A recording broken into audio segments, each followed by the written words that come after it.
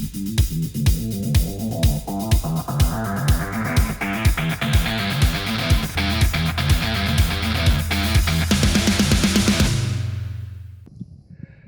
kind of musings on a poker run. So we're here today. Hollywood's not in the video today. This is Picasso with the Eagle Riders MC for the Biker Protocol channel.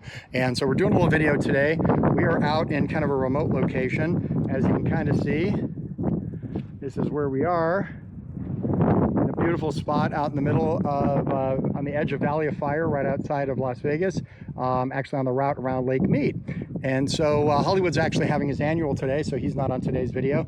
But I just wanted to do a little video of myself and talk a little bit about what it's like to do a poker run. So we do our annual poker run, and we call it Roll the Bones. And we call it that because instead of taking cards like a poker run, we roll dice. And so, you know, it's Vegas, so you're rolling dice. And so we're out here at this beautiful place called Redstone, and just an amazing location. We're one of the stops. So what does this really entail? So people come over, and you know, we do this a little differently.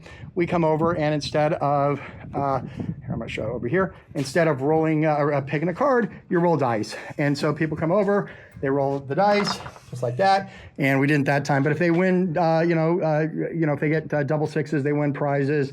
If they get snake eyes, they get prizes. If they roll doubles, they get prizes, all kinds of stuff. And then we do a bunch of raffles at the end. So here's a couple thoughts on poker runs, right? If you're doing it the same way everybody else has been doing it, you're not going to get a lot of attendance. You're not going to make any money. You're not going to donate to a charity, and your club's not going to make any money. So ultimately, you have to make it a little bit more unique. This is where we came up with this idea from. And it was really just kind of, making up something unique. And we go on a lot of poker runs. A lot of them are admittedly pretty awful. And, a lot of them have really bad routes. We know there's like a big RC in Vegas, and they do this really big poker run every year. And the route is like every year it gets worse and worse and worse. And they just make people run errands through the city. It's awful. It's just a dumb poker run. And they raise good money, but it's not a lot of fun. Everybody gripes about it. You know, it is what it is, right? So if you're going to do a poker run, you got to make it interesting. You have to, have a good system in place. We usually do about a 150-mile route on ours, so we get everybody out of the city. We get them riding into some place that's nice. So, people want to ride motorcycles. They don't want to run errands through the city. So if you're going to do a poker run, pick really good locations. We learn from experiences that the more stops you have, the worse it is, because then you have to have more prizes, more stops, more staff, all of that. We've kind of discovered hovering around 5 to 6 stops, including your first stop and your last stop, is really kind of a better way to go. We have on today's ride, we have 6 stops and a total of about 150 miles. So it's a really good route. If you're going to do it, give away a lot of stuff. You've got to have a really good prize. Don't just give away something kind of lame. The bigger the prize, the more attendance you get, because people will feel they have a good chance of winning something. We give away 2 tickets to a Raiders home game, so it's pretty good. A lot of people like that a lot. We've been giving those away for years, and it's a great prize. A lot of people like that. If you're going to do it, make sure your stops are interesting. Make sure they're well staffed. If you're going to give away prizes at every stop, then do that. We also like to make sure that people don't, when they're doing this, hello, people are hacking behind me here. When they're doing this, when you have your grand prize, one suggestion for you is, we've learned this from the Harley stores, is when people are making their poker hand, if you're going to do this like a traditional poker run with you're making a poker hand, don't do it where what they're choosing is what they're actually getting. Because what happens is people will go to the first stop, they'll draw 2. And then they go to the second stop, they draw a 9. And they go to the third stop and they draw, a king. And then what winds up happening is they have no chance of making any hand. So they drop out early. They don't come to the last stop. They're not buying raffle tickets. They're not joining their friends and having food and having a good time. They leave early.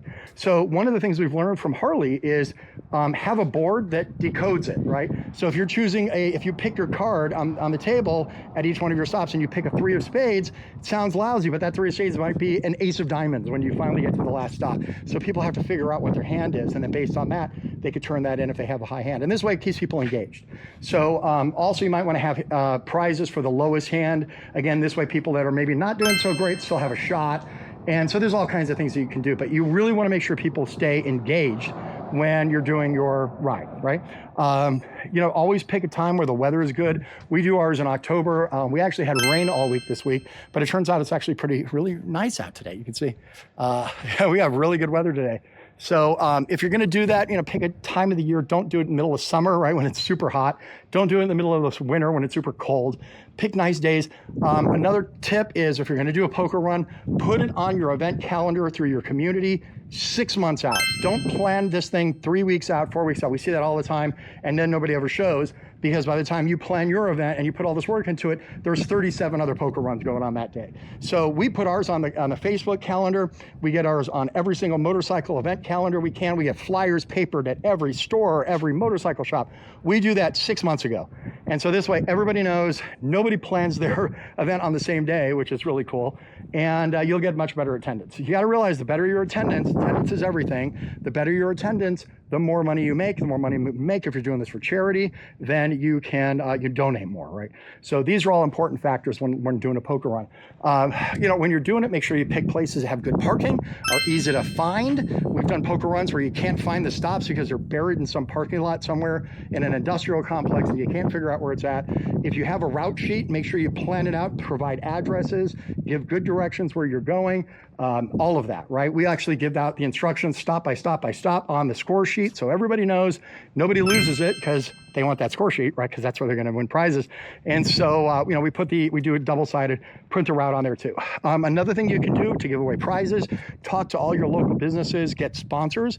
We have about 20 sponsors for this event today. Some of them are much bigger, some of them are smaller. What we learned in past years is we actually, 6 months ago, we spent $100 and we printed trifold brochures.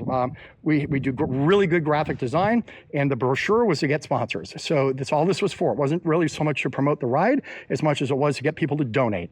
So we have these flyers. We have, gold or silver, gold, and platinum levels for donations, and based on those donations, gives them more sponsorship. So, for example, if you're donating $500 or more to the event, let's say it's cash, that might get you a platinum level, and the platinum level would get you, on our website. It gets you on the flyers, it gets you on the score sheets, it gets you on a banner at the end. It does all of that. Okay, maybe a lesser tier might just get you on the website, or maybe the bottom tier gets you a mention somewhere, maybe on a flyer or something like that. You can figure that out how you want to do it. But as you come up with your tiers, people will donate more. So we actually go to local businesses, we go to bars, we have attorneys, we have motorcycle stores, and all the stores give us stuff. And we use those as prizes. And if you don't use the prizes to necessarily give away at every stop like we do, you could use them for raffles. And the raffles are great. You bundle everything up. We have so many prizes this year. I think we have, how many prizes, Soons, do you think we have this year? About well over 100, right? Yeah, big prizes. I mean, bottles of liquor, nice shirts from the Harley store. We've got, all kinds of cool stuff, right? So at the end, we bottle it all up, we bundle it up, and we do it for raffles. Any of the prizes that we give away at every stop, we take those back to the end and we put those in bags. We raffle those off. So there's tons of raffles.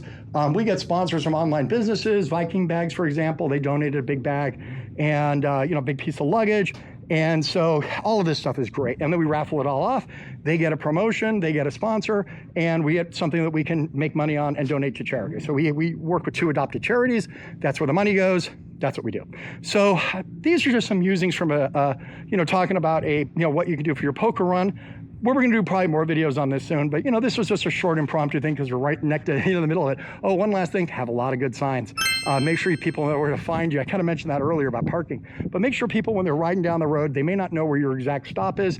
Make sure you have signage, print the stuff, attach it to A-frame signs, put on boxes, have arrows, do whatever you need, but make sure you have a way to get people to figure out where to go, because a lot of times people don't. And when you're riding down the road at 80 miles an hour, you may miss a stop. So that's kind of important too. Anything else you think I should add?